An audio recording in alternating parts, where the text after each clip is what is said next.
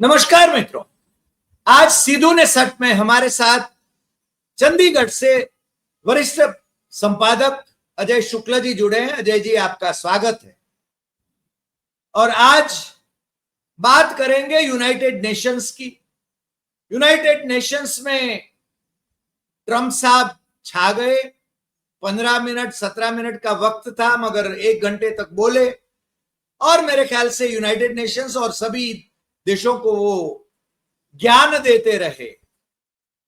और वहां पर हमारे प्रधानमंत्री जी गए नहीं। क्यों नहीं गए ये तो रहस्य है, क्योंकि प्रधानमंत्री जी शायद ट्रंप भाई से आंखें मिलाने से डरते हैं। 50 बार उन्होंने कहा है कि मैंने पाकिस्तान के साथ भारत का संघर्ष विराम कराया ऑपरेशन सिंदूर के बाद में। तो प्रधानमंत्री जी तो बोलते ही नहीं है, वो मौनी बाबा हो गए हैं। पहले वो डॉक्टर मनमोहन सिंह को मौनी बाबा कहते थे, मगर आजकल वो मौनी बाबा ट्रंप भाई के बारे में हो गए हैं और इवन शी जिनपिंग के बारे में भी मौनी बाबा हो गए हैं। अब क्या कहना। दूसरी बात यह है कि राहुल गांधी लोकसभा में विपक्ष के नेता, आप दक्षिण अमेरिका के 4 देशों की ऑफिशियल विजिट पर है और उनकी ये विदेश यात्रा की वजह से भारतीय जनता पार्टी तो परेशान है ही है, मगर आम आदमी पार्टी को क्यों परेशान होना चाहिए, यह हमारी समझ से बाहर है। आज अजय शुक्ला जी से हम ये सब समझेंगे, उनका विश्लेषण सुनेंगे, क्योंकि प्रधानमंत्री जी नहीं गए मगर डॉक्टर सुब्रमण्यम जयशंकर, हमारे विदेश मंत्री, जो कि पहले विदेश सचिव हुआ करते थे और चाइना में मुख्यमंत्री नरेंद्र मोदी के यजमान हुआ करते थे, वो यूनाइटेड नेशंस में वो भाषण करते हैं, मगर उनकी कोई वजूद वहां पर नहीं है, ऐसा हमें लग रहा है। ये हमारे लिए कमनसीबी है, ऐसा मानते हैं। हमारे देश के लिए ये गौरव की बात नहीं है। प्रधानमंत्री जी को जाना चाहिए, ऐसा हम समझते हैं, क्योंकि जब पाकिस्तान के प्रधानमंत्री शहबाज शरीफ वहां पर भारत पर प्रहार कर रहे थे, प्रहार पर प्रहार कर रहे थे, मेरे ख्याल से नरेंद्र मोदी जी को जाना चाहिए था और वहां पर उनको अपनी असलियत दिखा देना चाहिए था। खैर, अजय शुक्ला जी से बात करें। अजय जी, आपका फिर से एक बार स्वागत है और आपका विश्लेषण सुनने के लिए हम लालायित हैं। अजय जी। जी नमस्कार। देखिए हरि भाई, सबसे बड़ी बात होती है, देश के लिए बहुत इंपॉर्टेंट होता है और वो महत्वपूर्ण इसलिए है क्योंकि संयुक्त राष्ट्र संघ में 90% देशों के राष्ट्रपति या प्रधानमंत्री शिरकत करते हैं। जहां बहुत कोई मजबूरियां होती हैं, उन देशों के विदेश मंत्री शिरकत करते हैं। विदेश मंत्री वैसे भी जब भी कहीं का प्रधानमंत्री भी जाता है तो 7 विदेश मंत्री रहते हैं, क्योंकि विदेश मंत्री का बेसिकली काम है प्रधानमंत्री की अनुपस्थिति में लाइजन करना और अपने लेवल के मामलों को हैंडल करना। आज यूएन की जनरल मीटिंग कई कारणों से महत्वपूर्ण थी। वहां बड़े सारे नीतिगत फैसले होने हैं, तमाम सारी बातों पे चर्चा होनी है। दुनिया में भारत की जब विदेश नीति फेल हो रही हो, भारत के ऊपर इस तरह से संकट आ रहे हो, टैरिफ के और दूसरे तमाम संकट, ऐसे में भारत के प्रधानमंत्री को उसमें होना चाहिए और एक्सपोज करना चाहिए उन देश को, जो देश किस तरह से भारत पर दबाव बना रहे हैं, किस तरीके से खुद गलत करते हैं और भारत को गलत ठहराते हैं। ये मौका होता है जब आप पूरी दुनिया के सामने ऑन रिकॉर्ड, वहां का स्पीकर ये नहीं कहता है कि ये रिकॉर्ड में लिया जाएगा, ये नहीं लिया जाएगा। राइट। जैसे भारत के लोकसभा और राज्यसभा में हो रहा है, वैसा वहां नहीं होता है। वहां सब कुछ रिकॉर्ड में लिया जाता है, आप कुछ भी कहेंगे और आपको बाध्य नहीं किया जा सकता। तो ये एक बड़ा मौका था जहां आप पूरी दुनिया को सुना सकते थे ऑन रिकॉर्ड कि कौन कैसा है और क्या है। यह मौका प्रधानमंत्री नरेंद्र मोदी चूक गए और उन्होंने कहीं पर भी यह भूमिका नहीं दिखाई कि वो भारत दुनिया के किसी ग्लोबल लीडर के रूप में कहीं कोई मायने रखते हैं, क्योंकि ग्लोबल लीडर तो वहां मौजूद ही होगा। आप देखिए कि वो देश मौजूद हैं जिन देशों के लिए आप तमाम बातें कह रहे हैं, लेकिन भारत जिस तरह से डरा हुआ सा दिखा वो अपने आप में शर्मनाक है और वो दुखद है। पाकिस्तान के प्रधानमंत्री ने वहां पर जिस तरह से बोला वो अपने आप में भारत के लिए बहुत दर्दनाक था। When in May this year, my country confronted unprovoked aggression from our eastern front, the enemy came shrouded in arrogance. We sent them back in humiliation, delivering our bloody nose. Excellencies, India sought to extract political gains from a human tragedy by spurning my sincere offer अब आप independent international investigation into the Pahalgam incident. अब आप एक चीज सोचिए, उसने इतनी बड़ी बात कह दी कि पहलगाम की घटना के बाद हमने भारत को सिंसियरली ऑफर किया कि इसकी इंटरनेशनल स्तर पर बड़ी जांच कराई जाए और असली दोषी, असली आतंकी को पकड़ा जाए और वो इंटरनेशनल एजेंसी करे जी, यानी दूध का दूध पानी का पानी हो जाए। नरेंद्र मोदी ने वह नहीं किया। क्यों? वह बता दिया कि उन्होंने पॉलिटिकल गेन के लिए पहलगाम की घटना की गई, यानी भारत सरकार ने यह घटना, नरेंद्र मोदी ने यह घटना करके अपने लोगों को मरवा के पॉलिटिकल गेन किया। इसमें आगे वो कहता है कि हमने उन्हें ऑफर किया, बावजूद इसके उन्होंने एरोगेंसी के साथ हमारे यहां जिस तरह की हरकत की, फिर मजबूरन हमें उसका जवाब देना पड़ा।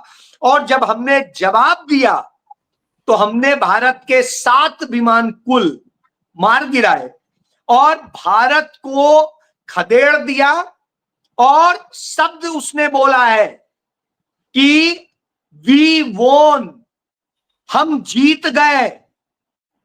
और उसने इसमें आगे भी और बोला कि अमेरिका के राष्ट्रपति ट्रंप ने इसमें हस्तक्षेप किया, उन्होंने वो किया नहीं तो हम न्यूक्लियर अटैक कर सकते थे। तो हमने उसमें एक ऐड भी किया, भारत को उन्होंने रीजनल बुली भी कहा। जी, मैं यही कह रहा हूं, इस तरह से करके उसने भारत को पूरी दुनिया में ऑन रिकॉर्ड बेइज्जत किया। भारत के विदेश मंत्री जो है वो वहां पर बोले, एस जयशंकर यानी सुब्रमण्यम जयशंकर, और उन्होंने जो बोला वो भी अपने आप में Excellency Subramaniam Jaishankar, Minister for External Affairs of India. और इन्होंने जब बोला तो आप देखिए, change emerged as a shared priority. Trade acquired greater prominence, while food and health access were recognized as essential to global well-being. Where security was concerned, the UN undertook peacekeeping operations and promoted disarmament discussions.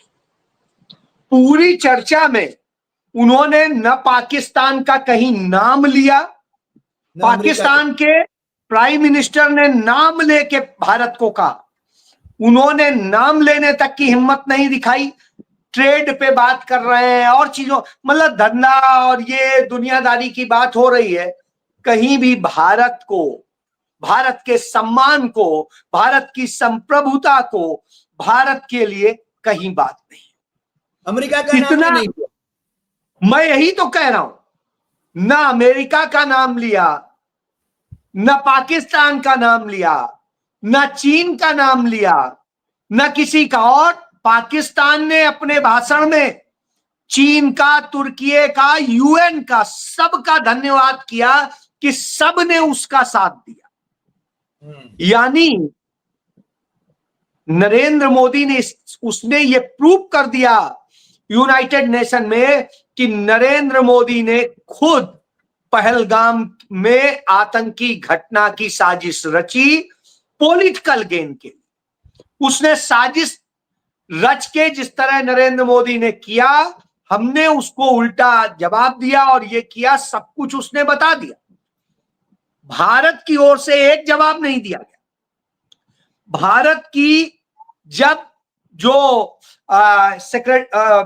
First secretary हैं वो madam Gehlot, और उन्होंने जब बोला तो glorified terrorism that is so central to their foreign policy. However, no degree of drama and no level of lies can conceal the facts. This is the very same Pakistan which, at the UN Security Council on 25th April 2025, shielded the resistance front, a Pakistani-sponsored terror outfit, from the responsibility of carrying out the barbaric massacre of tourists in the Indian Union territory of Jammu and Kashmir. Mr. President, a country long steeped in the tradition of deploying and exporting terrorism has no shame in advancing the most ludicrous narratives to that end. Let us recall that it sheltered Osama bin Laden for a decade, even while pretending to partner in the war against terrorism. अब आप देखिए, ये बात first secretary बोल रही है। First secretary ने यह हिम्मत दिखाई है, लेकिन वो कुछ ऐसे जवाब होते हैं जो पॉलिटिकल, जो हमारे देश का प्रधानमंत्री होता है या विदेश मंत्री होता है वही बोल सकता है, वो नहीं बोल पाई। वो ये जवाब नहीं दे सकती थी, वो धमकी नहीं दे सकती थी, वो ये नहीं वर्ल्ड को बता सकती थी कि पाकिस्तान ने ऐसा किया तो हम ये करेंगे या क्या करेंगे। ये उनकी क्षमता से, उनके अधिकारों से बाहर था।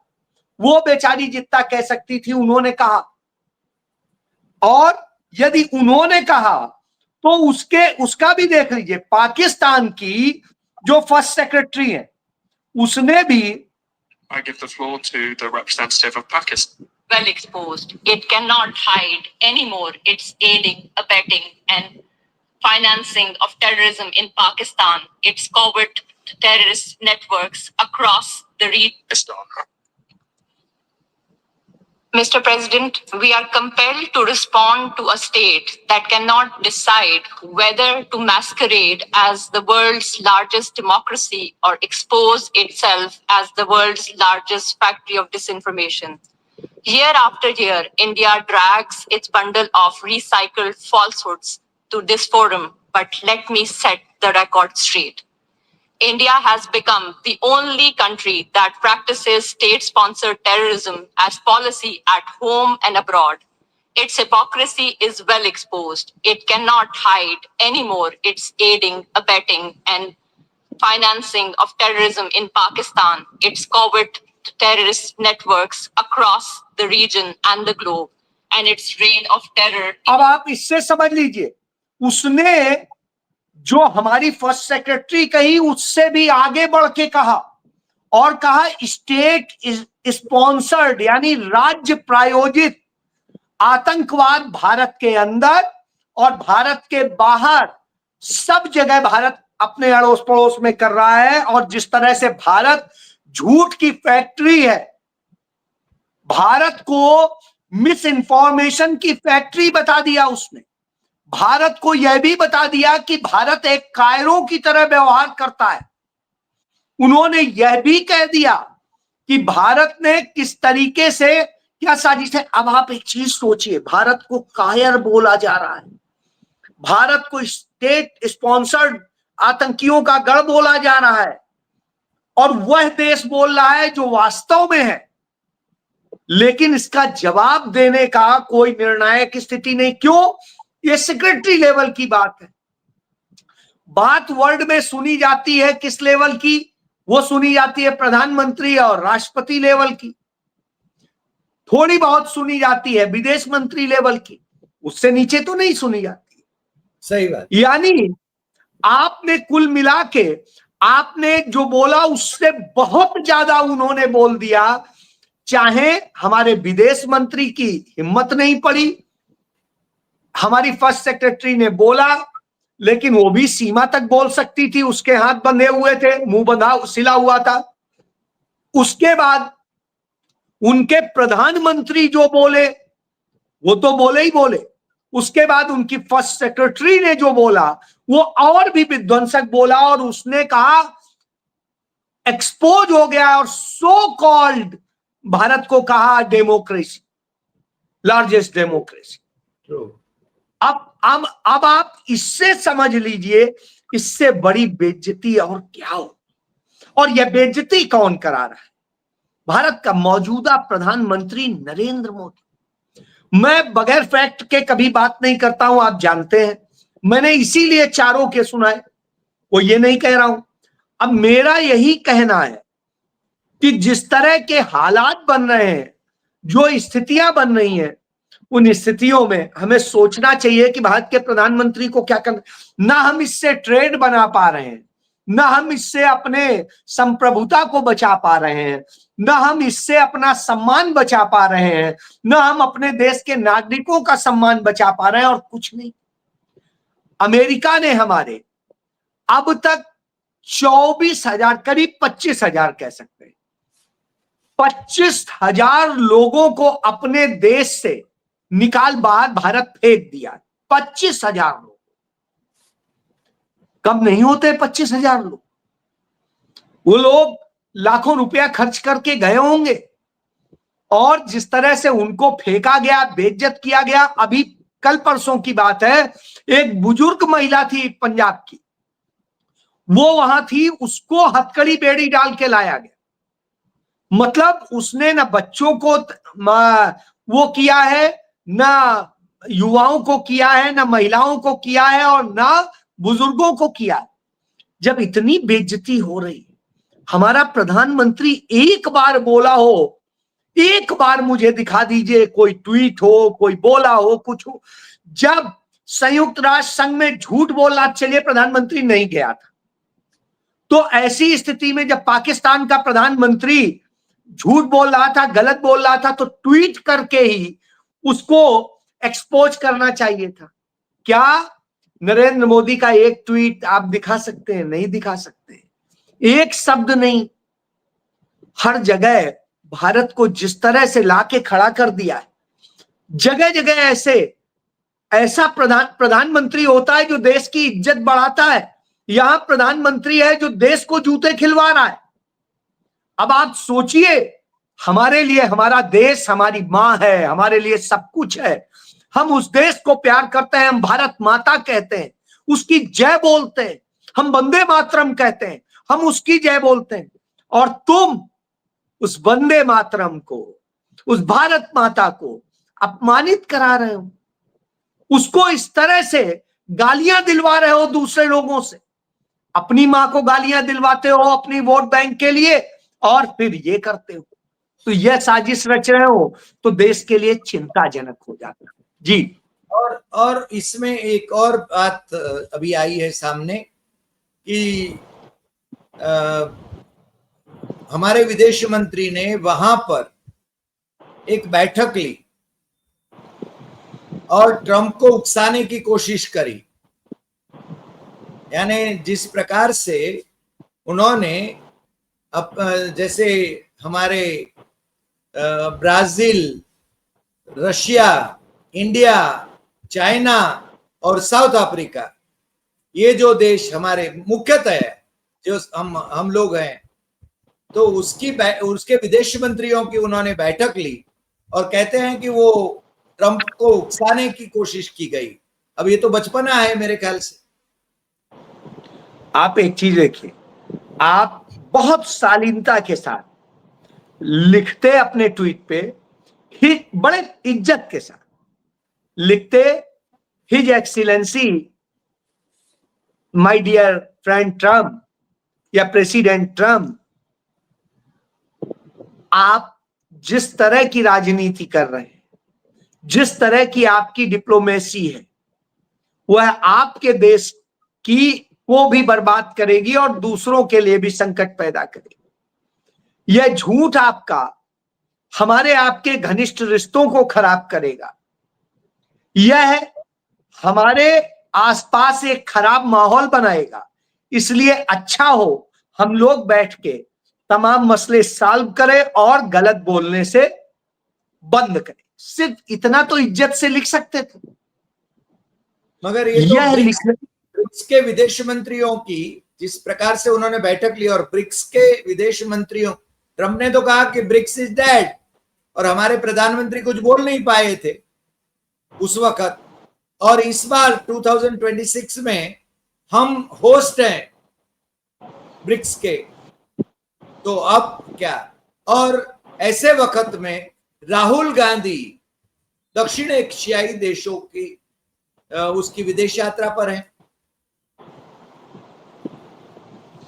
देखिए, मैं आपको यही बता रहा हूं। अब आप देखिए, ये हुआ, डोनाल्ड ट्रंप ने भारत पे 25% टैरिफ लगाया, फिर भारत के ऊपर 50% कर दिया, 25% टैरिफ और 25% जुर्माना। अब आपको चेता है, मैं रसिया से तेल खरीदने के खिलाफ नहीं, लेकिन ये डिप्लोमेसी के तहत होना चाहिए था। ऐसे होता कि वो कहीं गुनाह ना बन जाता। आप खरीदते, बेनिफिट के लिए खरीदते। अमेरिका ने भारत को खुद कहा था आप खरीदिए, लेकिन क्या कहा था? आप अपने लिए खरीदिए। राइट। भारत की सरकार ने भारत के लिए तेल नहीं खरीदा। जो सस्ता तेल खरीदा, आप कोई रिपोर्ट पढ़ लीजिए, भारत सरकार की रिपोर्ट पढ़ लीजिए साहब, 1 रुपया इस देश के नागरिकों को उसका लाभ नहीं मिला, नहीं हुआ। उसका क्या किया? अडानी, अंबानी जैसे नरेंद्र मोदी के चहेते पूंजीपतियों ने उसे खरीदा, रिफाइन किया और विदेशी दूसरे देशों को बेचा। अब इससे क्या हो? और भारत में उन्होंने उसी रेट पे बेचा जिस रेट पे बेचते थे। वही तेल नेपाल भेज रहे हैं, सस्ता भेज रहे हैं।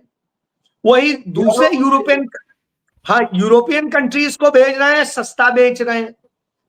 भारत के अंदर उससे बहुत महंगा तेल, यानी भारत के लोगों को लूटो, भारत के पैसे से बने इन पूंजीपतियों का पैसा रसिया को दो, रसिया से भारत के जो पुराने रिश्ते हैं उसका लाभ उठा के सस्ता तेल ले करके और बेच के मुनाफा कमाओ। भारत के नागरिकों को उसका कोई लाभ ना हो। साहब ये किया, इससे क्या हुआ?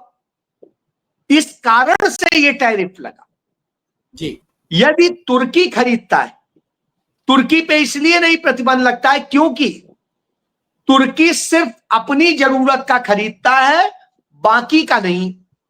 वो ये काम नहीं करता है, वो अपने नागरिकों को लाभ देता है।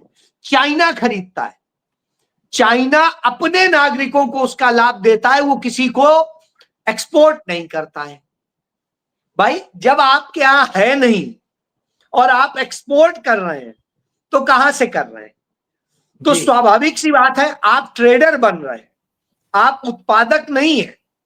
और जब आप ट्रेडिंग करेंगे और मुनाफा कमाएंगे तो दूसरा देश क्या कहेगा कि ठीक है, जब मुनाफा कमा रहे हो तो फिर लो, हर चीज पे करो। वैसे ही करेंगे, स्वाभाविक सी बात है। ये जो भी आपके साथी होंगे, बिजनेस करते होंगे, वो जानते हैं, वो यही कहेंगे, अरे जब तुम मुनाफा कमा रहे हो तो हम भी कमाएंगे, और नहीं कमाओगे तो भैया हम आपके साथ ये करेंगे कड़ाई बिजनेस में। अब वही ट्रंप ने किया। जब ज्यादा होशियार इन्होंने बनने की कोशिश की तो जुर्माना भी लगा दिया। अब जुर्माने के बाद ये घबराए हुए हैं। इन्होंने तेल तो कम किया, लेकिन अभी भी, और मैं नहीं कहता हूं कि तेल को बंद कीजिए, इसे डायलॉग कीजिए। अभी मैं समझता हूं केस सॉल्व हो सकता है, लेकिन डायलॉग करने के लिए वो नॉलेज होना चाहिए, उस स्तर की बात होनी चाहिए। वो करने की क्षमता हमारे देश के प्रधानमंत्री में नहीं है। वो हमने वहां देख ही ली थी जब गए थे, मिले थे, और उसने किस तरह से अमेरिका ने, ट्रंप ने इन्हें जलील किया था। एक जगह नहीं, 3 जगह, प्रेस कॉन्फ्रेंस में, प्रेस कॉन्फ्रेंस के बाहर और दूसरी जगह, रिसीव करने तक में उसने एक सेक्रेटरी लेवल की कर्म अधिकारी को भेजा था, खुद रिसीव नहीं किया था, जबकि उस दिन 3 देशों के आए थे, बाकी 2 को उसने रिसीव किया। जेलेंस्की को भी रिसीव किया था उन्होंने खुद। वही तो मैं कह रहा हूं कि छोटे छोटे रिसीव कर रहे हैं और भारत को आप जो बेइज्जत कर रहे हैं। चलिए छोड़िए, अब मैं आता हूं कि ये सब स्थितियां, इसके बाद में उसने हमारे फार्मा इंडस्ट्री पे 100% टैरिफ लगा दिया। अब स्थिति ये है, आप खुद चूंकि गुजरात है, सूरत और दूसरी जगह जो तमाम व्यापारी हैं उनसे बात करिए, वो बताएंगे टैरिफ के कारण उनकी स्थिति कमर कैसे टूटी हुई है। जो जीएसटी कम करने की बात हो रही है वो फ्रॉड है। आपने कहा कपड़े पे तो कम कर दिया, लेकिन उसके धागों पे आपने जीएसटी जो 5% होता था या 12% होता था वो 18% कर दिया। इसी तरीके से कहीं पर जहां ये था, आपने कहा कि आपने कॉपी पे जीएसटी कम कर दिया है, लेकिन आपने कागज पे जीएसटी बढ़ा के 18% कर दिया, 5% से उठा के 18% कर दिया। यानी आपने उल्टा लूट लिया, फायदा नहीं इस देश के लोगों को कुछ मिलने वाला। अब मैं इसी पे ही आगे कि जिस तरह से इन्होंने ये किया, अब भारत के उद्योगों की सबकी कमर टूट रही, भारत में आईटी इंडस्ट्री की कमर टूट रही है। लाखों, करीब 50 लाख बच्चों के रोजगार खतरे में पड़ गए। अब आप एक चीज सोचो, उसके बाद उसने क्या किया, जो H1B वीजा का है उसमें जो बढ़ोतरी कर दी, वहां करीब 75% जो H1B वीजा पे जाते हैं वो भारतीय होते हैं। उसका नुकसान भारत को हो गया अधिकांश। अब इस तरह से, जी वही मैंने कहा करीब 75%। तो अब आप ये सोचिए, इस तरह से करके पूरे देश में जिस तरह की हालत की है, जब पूरी दुनिया जो है 6G में जाने की तैयारी कर रही है मोबाइल नेटवर्क में, तब नरेंद्र मोदी BSNL में 4G का जो है चिप जारी करते हैं। और जब वो उस समय BSNL के 17 अधिकारियों ने कहा था कि स्पेक्ट्रम की इसमें हम शामिल हो, और भारत का BSNL प्रॉफिट में था, तो भारत में BSNL को परमिशन नहीं दी गई थी, जियो को और दूसरों को कमाने के लिए छोड़ दिया गया था 4G में, 5G में। लेकिन साहब जब लोग 6G में जा रहे हैं तब BSNL को कहा जाता है अच्छा आप 4G में जाओ, वो भी अभी उसे जाने में टाइम लगेगा, पूरा एडजस्ट करने में टाइम लगेगा। यानी आप सब बर्बाद करके और बात कर रहे हैं कि अब ये करेंगे, तो साहब ऐसी स्थिति में देश की बात कौन करेगा? तब नेता प्रतिपक्ष जिनका सहयोग इन्हें लेना चाहिए था नहीं लिया, क्योंकि उनकी वैश्विक स्वीकार्यता है और वो चर्चा कर सकते हैं, उनका नॉलेज है, तो नहीं किया तो उनका ठीक है। अब वो दक्षिण अमेरिका के जिन 4 देशों में जा रहे हैं, वहां राजनयिकों से मिलेंगे, वहां के उद्योगपतियों से मिलेंगे और वहां के स्टूडेंट्स से मिलेंगे, और उनके जरिए वो उस चर्चा को करेंगे कि कैसे भारत मित्र की तरह हो सकता है। आप अपनी सरकार पे दबाव बनाएं और सरकार पर यह प्रेशराइज करें कि भारत में टैरिफ कम करें, भारत में इसी तरीके से और जो तमाम सारे चीजों को लेके कॉन्ट्रैक्ट हैं, तमाम जो वो वीजा फी है उनमें सब में कुछ रियायतें दें, कुछ करें, तो भारत के लिए कुछ स्पेशल करें। इसके लिए वो वहां चर्चा के लिए जा रहे हैं। वहां स्टूडेंट्स के जरिए जनजी में ये संदेश देना चाहते हैं कि आप अपने प्रेसिडेंट को एड्रेस करें, क्योंकि वो लोग जो वहां उनके बड़े वोटर हैं, यदि वो कहने लगेंगे तो ट्रंप को झुकना पड़ेगा। तो राहुल गांधी वह काम कर रहे हैं जो काम नरेंद्र मोदी को करना चाहिए। तब भारतीय जनता पार्टी के लोगों को तकलीफ हो जाती है। सुधांशु त्रिवेदी क्या क्या बोलने लगता है, मैं तो उसे तब से जानता हूं जब लखनऊ में राजाजीपुरम में वो रहा करता था, घूमता था। एक बार कहीं मिल गए और बात होने लगी, थोड़ा ज्यादा बोलने लगा तो मैंने उसे एक थप्पड़ भी जड़ दिया था। तो मैं तो तब से जानता हूं जब उसकी क्या हैसियत थी और क्या नहीं थी पायनियर के जस्ट सामने विधानसभा रोड पे, तो उसकी हैसियत मुझे पता है। राजनाथ सिंह का जो ज्योतिषियों को लेके पकड़ के जाया करता था तो राजनाथ सिंह ने कृपा कर दी तो साहब नौकरी दिला दी थी असिस्टेंट प्रोफेसर की, और उसके बाद में वो जो उनके यहाँ ज्योतिषियों को ले लेके पूजा करा करा के राज्यसभा पहुंच गया, तो उसका मुझे सब नॉलेज पता है, इसलिए मैं जानता हूं।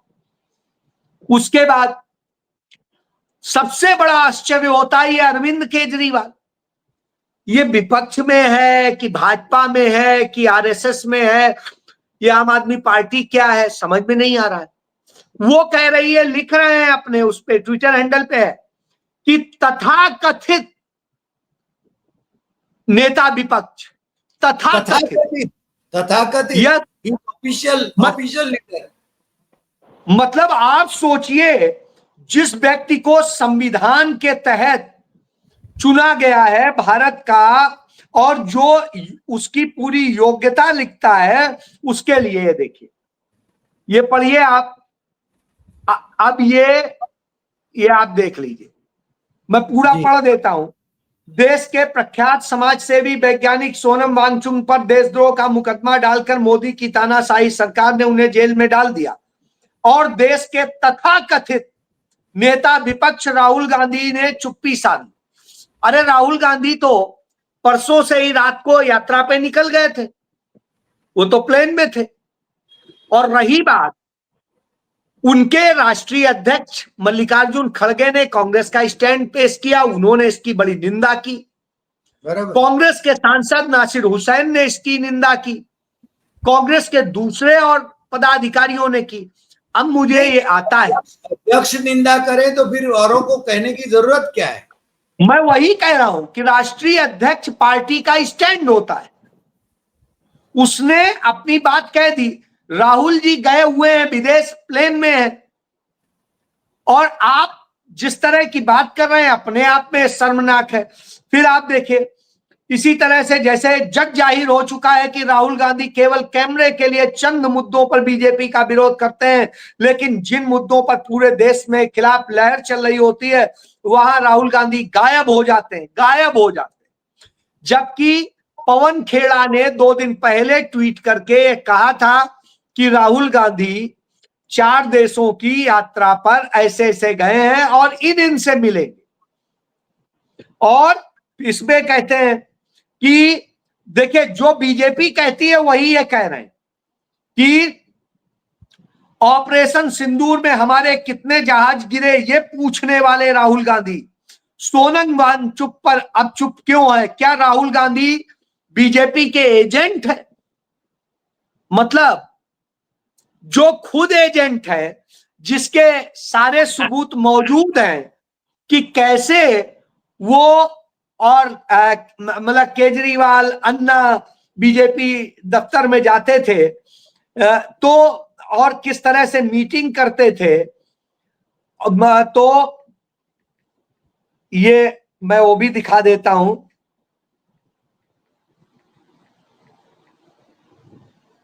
आपको ये देख लीजिए भाई, मैं तो कहता हूं मेरी मत मानिए ना, ये इंडिया टुडे की खबर है और ये आप देखिए, और एक नहीं कई 6 फोटोग्राफ हैं। अब आप इसको ये देख लीजिए, इसमें पहचान में अन्ना के बगल में केजरीवाल, केजरीवाल के बगल में किरण बेदी और ये मनीष सिसोदिया, ये सब बैठे हुए हैं, देख लीजिए, और भाजपा के सारे लोग बैठे हुए। तो मैं यही कह रहा हूं कि किस तरह से साजिशें रची गई, कैसे क्या क्या हुआ, ये किसी से छिपा नहीं है।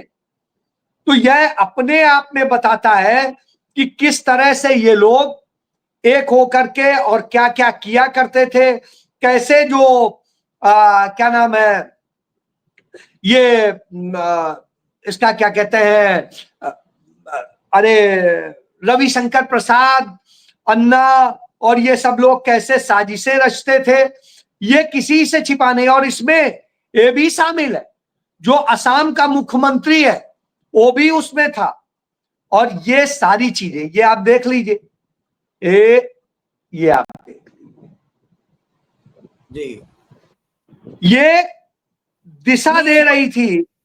ये तो पूरा आरएसएस का ही खेल था, गोविंदाचार्य मैं वगैरह थे। यही कह रहा हूं। और मैं आपको याद होगा, सुनवा चुका हूं शायद आपको एक वह वीडियो, वो 1 मिनट सुनवा के बाद खत्म करूंगा मैं अपनी, ये सुनिएगा। हमारा जनसंघ का परिवार है, पैदाइशी बीजेपी वाले हैं हम। मेरे पिताजी जनसंघ में थे, इमरजेंसी में जेल गए थे। हमारा जनसंघ का परिवार है, पैदाइशी बीजेपी वाले हैं हम। मेरे पिताजी जनसंघ में थे, इमरजेंसी में जेल गए थे। अब आप अच्छा समझ लीजिए, ये स्टेटमेंट उनका जो है, वो हम तो गुजरात में कहते हैं कि आम आदमी पार्टी क्या है, वो बीजेपी की बी विंग है। तो मैं यही कह रहा हूं सर, और यही वजह है। गुजरात में भी कांग्रेस जहां मजबूत थी, उन इलाकों में ही प्रचार करने के लिए गए थे ताकि वोट कटरा बने। मैं सर अब आता हूं एक बहुत इंपॉर्टेंट चीज, उस दिन भी मैंने कही थी, कुछ चीजें कही थी, मैंने आज एक जो है उस पे डाला है। आप ये देखिए, मैंने लिखा है संघी साजिश, सोनम वांगचुक की गिरफ्तारी, वोट चोर ध्यान का, इसमें लिखना था क्या ध्यान मुद्दों से भटकाने का खेल है। वांगचुक संघी गैंग के लिए 2 दशक से काम कर रहे थे। मैंने इसके पूरे विवरण बताए कि सोनम वांगचुक किस तरह से अन्ना हजारे और केजरीवाल का एक मिक्सचर, और बहुत साफ्ट तरीके से, सातिर तरीके से उन्हें देशभक्त करते हुए, देशभक्त परिवार से है, इससे कोई आपत्ति नहीं है, और वो तैयार किया गया। कैसे वांगचुक पिछले 2 दशक से बीजेपी के लिए वहां काम कर रहे थे, आरएसएस के साथ मिलकर काम कर रहे थे, और कैसे जी खुलकर कहते भी थे कि हमने बीजेपी का समर्थन किया था। मैं यही कह रहा हूं। और उन्होंने कैसे बौद्ध और मुस्लिम के बीच में विवाद खड़ा किया था, जैसे हिंदू और मुस्लिम का यहां विवाद खड़ा किया जाता है, वैसे वहां करा था। फिर वांगचुक ने 370 के मुद्दे पर हो, जम्मू कश्मीर का मुद्दा हो, मुसलमानों से, इन सबसे आजादी चाहिए।